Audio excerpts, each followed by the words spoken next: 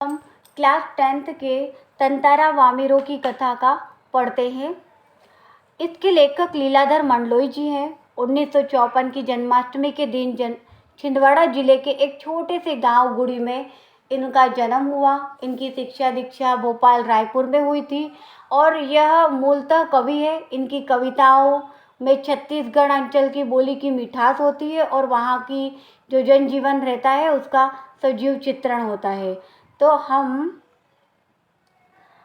इस तंतारा वामिरों की जो कथा पढ़ने जा रहे हैं उसमें एक सभ्यता है। सभ्यता के बारे में बताया गया है कि ये जितनी पुरानी होती है उसकी उतनी ही ज़्यादा किस्से कहानियाँ भी होती है और ये ज़रूरी नहीं है कि उनको हमने सुना या पढ़ा ही होगा, पर इन किस्सों से इन संदेशों से हमें कुछ न कुछ सीख ज़रूर मिलती है।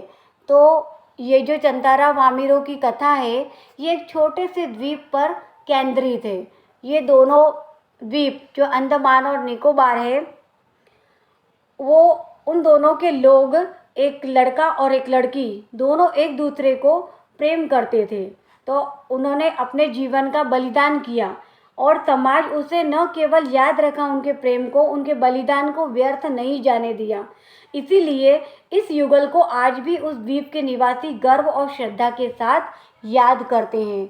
तो चलो बच्चों, आज हम ये कहानी शुरू करते हैं। तंतारा वामिरों कथा। अंडमान द्वीप समूह का अंतिम दक्षिणी द्वीप है लिटिल अंडमान। यह पोर्ट ब्लेयर से लगभग 100 किलोमीटर दूर स्थित है। इसके बाद निकोबार द्वीप समूह की श्रृंखला आरंभ होती है जो निकोबारी जनजाति की आदिम संस्कृति के केंद्र है।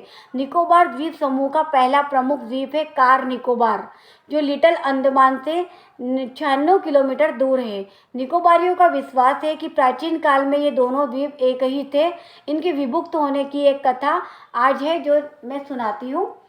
अंडमान और निकोबार ये दोनों पहले एक ही थे पर ये बीच में अलग हुए।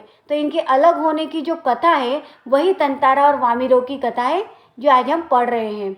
सदियों पूर्व जब लिटिल अंडमान और कार निकोबार आपस में जुड़े हुए थे तब वहाँ एक सुंदर सा गाँव था। उसका नाम था, वहाँ पर एक सुंदर युवक रहता था, उसका नाम तंतारा था। निकोबारी उसे बेहद प्रेम करते थे।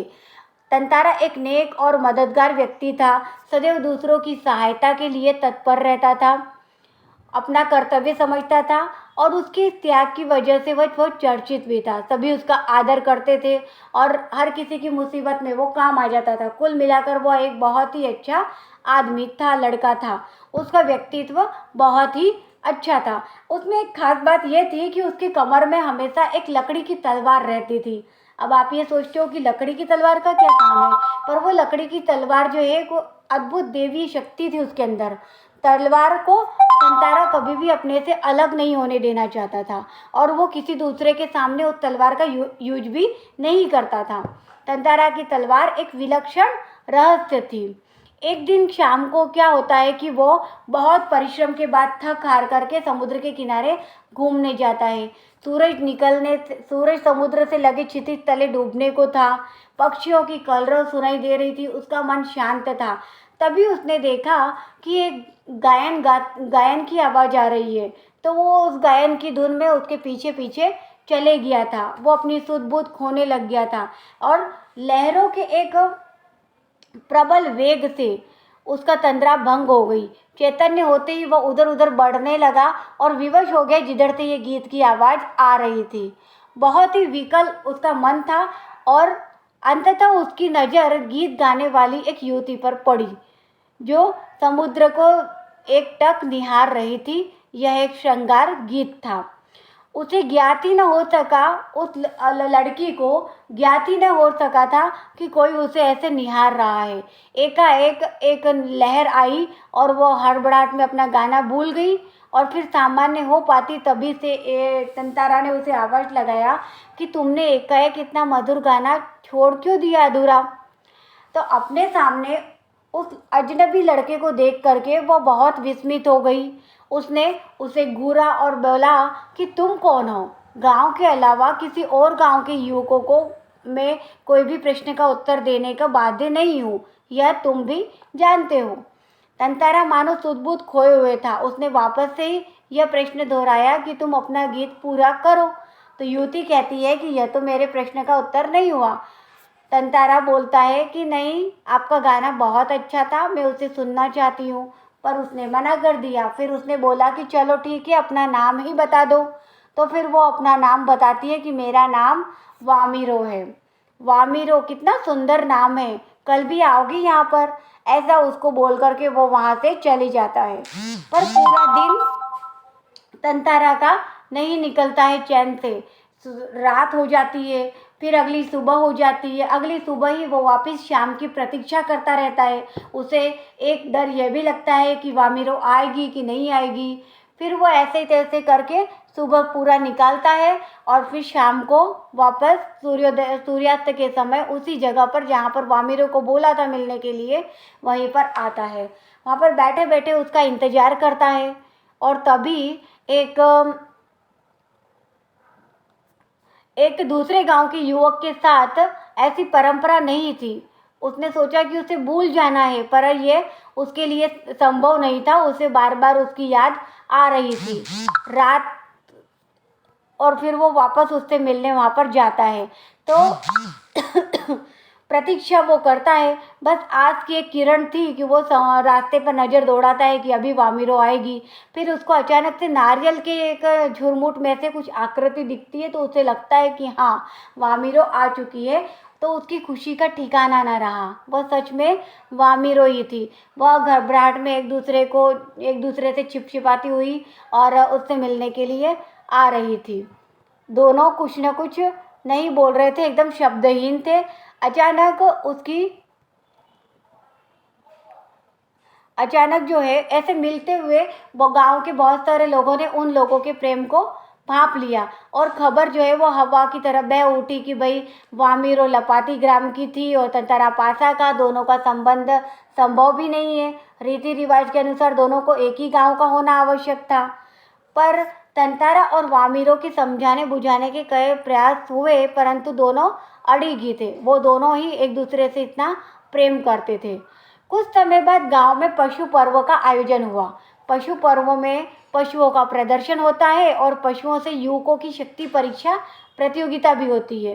वर्ष में एक बार सभी गांव के लोग हिस्सा लेते हैं। नृत्य संगीत होता है, भोजन होता है। धीरे धीरे कार्यक्रम शुरू हुआ, पर जो अपनी तंतारा था वो वामिरो को ही ढूंढने लगा था। अचानक वामिरो उसके साथ आई और वो रोने लगी थी। तो तंतारा सोचा कि ये क्यों रो रही है। तभी उसकी अचानक माँ पहुँच गई।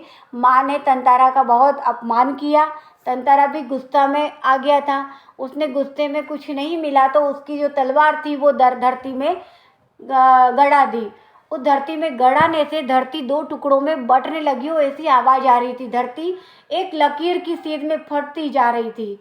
ऐसा लग रहा था मानो दोनों द्वीप को उस तलवार ने बांट दिया हो। इतनी बड़ी, मतलब उसके बीच में टुकड़े हो गए थे। धरती के किनारे चीखती हुई वह दौड़ रही थी। तंतारा तंतारा, उसकी करुण चीख मानो गड़गड़ाहट में डूब गई। तंतारा तो कहीं दिखा ही नहीं था। वो कहीं न कहीं द्वीप के अंतिम सिरे तक चले गया था और द्वीप जो है वो दो टुकड़ों में विभक्त हो गया था। एक तरफ तंतारा का और दूसरी तरफ वामिरो का। तंतारा को जैसे तैसे होश आया तो उसकी तरफ द्वीप का समुद्र में वो धंसने लगा था। वो छटपटाने लगा। उसने छलांग लगाकर दूसरा सिरा थामना चाहा, किंतु उसकी पकड़ ढीली पड़ गई और वो नीचे फिसल गया। वह लगातार समुद्र की सतह की तरफ फिसल रहा था और वामिरो वामिरो चिल्ला रहा था और वामिरो भी तंतारा तंतारा पुकार रही थी।